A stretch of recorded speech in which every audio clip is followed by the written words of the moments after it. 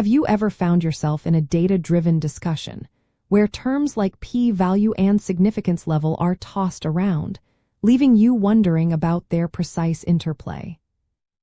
The alpha level, also known as the significance level, directly sets the threshold for interpreting a p-value by defining the maximum acceptable risk of making a type 1 error, which is incorrectly rejecting a true null hypothesis.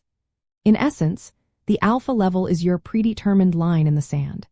If your calculated p-value falls below this line, you consider your result statistically significant, leading you to reject the null hypothesis.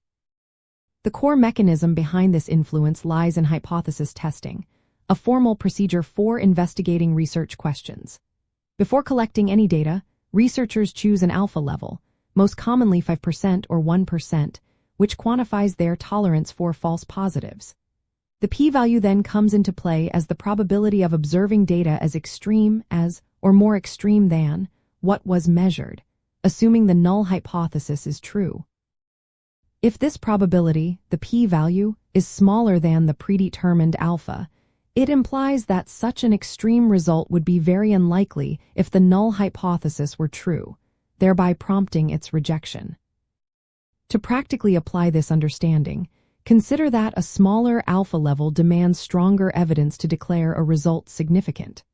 For example, if you set alpha at 1% instead of 5%, a p-value of 0.03 would be statistically significant at the 5% level but not at the 1% level.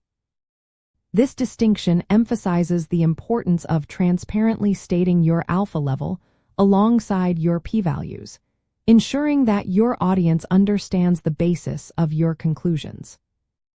This concept is rooted in the Neyman-Pearson lemma, a foundational element of frequentist statistics, which formalize the idea of balancing type 1 and type 2 errors. Understanding that alpha is a decision threshold, not an indicator of effect size, helps prevent common misinterpretations. A statistically significant result merely means it is unlikely to have occurred by chance under the null hypothesis, but it does not tell you the practical importance or magnitude of the observed effect. Ultimately, recognizing how the alpha level acts as your predefined risk tolerance is crucial for making sound statistical decisions. It empowers you to clearly articulate the level of certainty required to support your claims, ensuring that your p-value interpretations are robust and well-founded within the context of your research goals.